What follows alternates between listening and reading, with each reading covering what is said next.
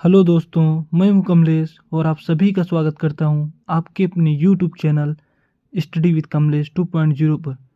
यदि आप हमारे चैनल पर नए हो और अभी तक आपने हमारे चैनल को सब्सक्राइब नहीं किया है तो सब्सक्राइब कर दें और अपने दोस्तों के साथ भी शेयर कर दें।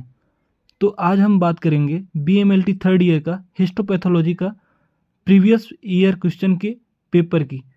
तो हमने सॉल्व किया है 2 नंबर वाले क्वेश्चन को, ठीक है। 3, 2, 1।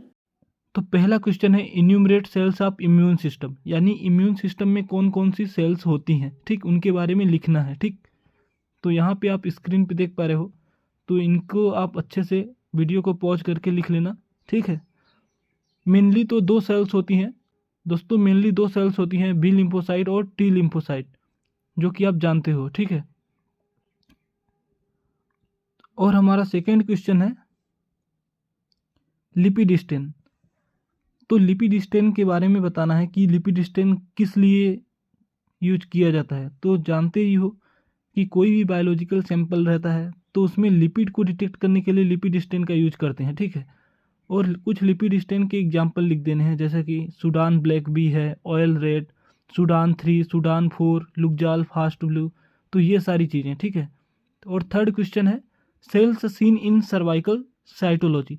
जो अपने सर्वाइकल साइटोलॉजी करते हैं तो उसमें कौन कौन सी सेल्स दिखाई देती हैं। तो कुछ नॉर्मल सेल्स होती हैं, कुछ एबनॉर्मल सेल्स होती हैं, तो सबको लिख देना है जिन्हें माइक्रोस्कोपिक से देखा जाता है, ठीक है।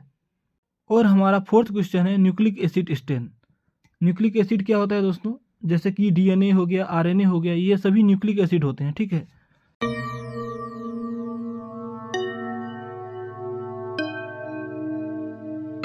फिफ्थ क्वेश्चन है इन्वेस्टिगेशन ऑफ रूमेटॉइड अर्थराइटिस। जब रूमेटॉइड अर्थराइटिस हो जाता है तो उसमें क्या क्या करते हैं, मतलब जैसे कि हम क्लिनिकल इवोल्यूशन करते हैं, मतलब पूरा हिस्ट्री निकालेंगे, फिर लेबोरेटरी टेस्ट भी करते हैं, बहुत सारे टेस्ट होते हैं, ठीक। इसके बाद हम एक्सरे वगैरह करते हैं, ठीक, डेक्सा स्कैन करते हैं और फिर डायग्नोस करते हैं लास्ट में, ठीक है, यानी कि किस वजह से हो रहा है, ठीक। तो ये सारी चीज़ें होती हैं। और हमारा 6th क्वेश्चन है डिफरेंट टाइप्स ऑफ एंटीबॉडीज। तो एंटीबॉडीज के बारे में जानते ही हो, जो कि एक प्रकार के क्या होते हैं, प्रोटीन होते हैं। एंटीबॉडीज को इम्यूनोग्लोबुलिन भी बोला जाता है। यह गामा ग्लोबुलिन यानी कि ग्लाइकोप्रोटीन होते हैं, ठीक। इसके बाद टाइप्स ऑफ एंटीबॉडीज, जो कि 5 टाइप्स के होते हैं। और एंटीबॉडीज जो होते हैं 4 पॉलीपेप्टाइड चेन से मिलकर बने होते हैं, ठीक। और हमारा 7वां क्वेश्चन है 5 fixative used in histology. Histology में जो फिक्सेटिव यूज होता है उसको।